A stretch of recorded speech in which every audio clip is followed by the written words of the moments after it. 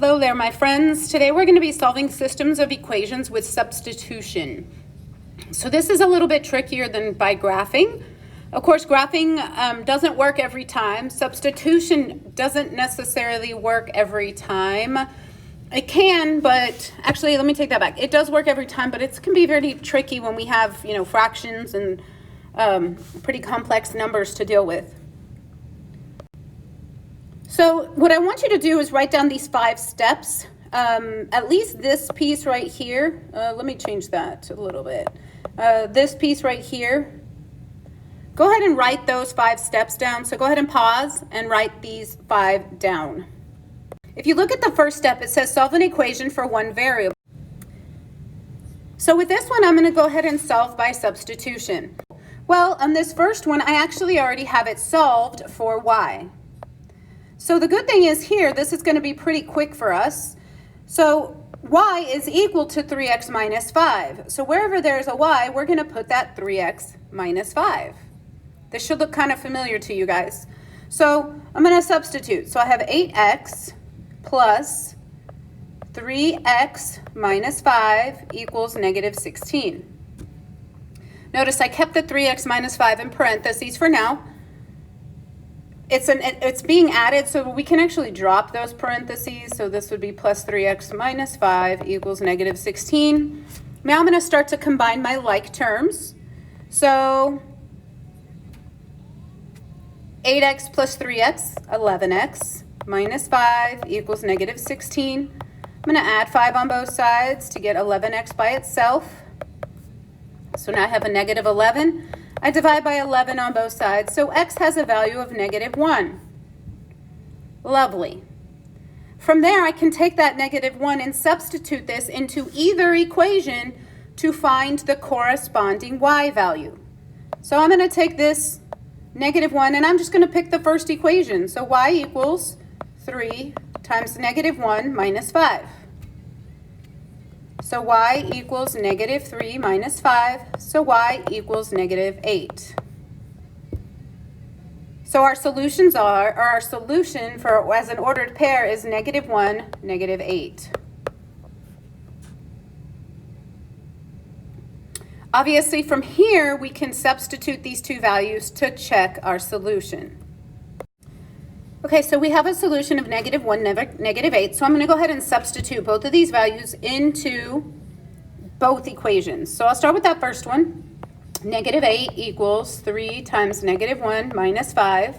So negative 8 equals negative 3 minus 5. Negative 8 equals negative 8. So that one works. Let's try the second. So we have 8 times negative 1 plus negative 8 equals negative 16. So this would be negative 8 plus negative 8, which is negative 16.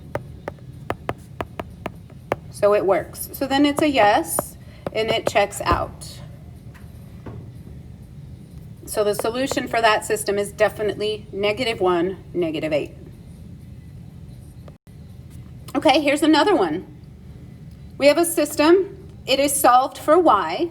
So I'm going to go ahead and substitute this piece wherever there's a y. So when I go to rewrite this, this will be 6x plus 2 times negative 3x plus 2 equals 12. So see, I took this piece and I put it in here. Now I'm going to go ahead and solve for x. So 6x, 2 times negative 3 is actually negative 6x plus 4 equals 12.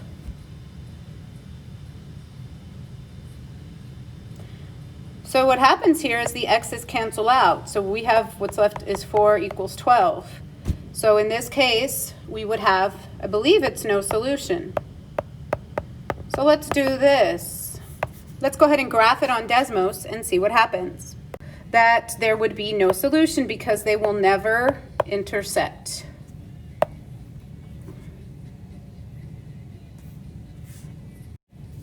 All right, so I've graphed our first equation here. Let me move this up a little bit here if I can. There we go. So now I'm going to go ahead and graph the second. So we have 6x plus 2y equals, can't get the equal sign. Let me move it a little more. Try that again. Equals 12. So if you notice, these two lines actually ended up being parallel. So then that makes perfect sense. Okay, so here's another one. We are actually going to have to solve for a variable. So what I'm going to do is subtract 5y to get x by itself. So what I'm left with is x equals negative 5y minus 8. So when I go to do my substitution, I have this, which is equal to x. So I'm going to substitute that where the x is.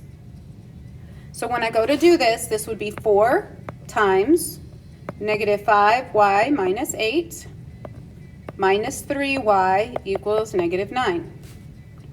So when I go to continue to solve, I have negative 20y minus 32 minus 3y equals negative 9. So this would be negative 23y minus 32 equals negative 9. When I add 32 on both sides, I'm left with negative 23y equals 23. So I divide by negative 23 on both sides, so y equals negative 1. So that's a start. Now that I know y equals negative 1, I can substitute negative 1 into one of my equations. You can even use this one if you feel confident enough, but I'm going to go to that first equation. So x plus 5 times negative 1 equals negative 8. So x plus a negative 5 equals negative 8.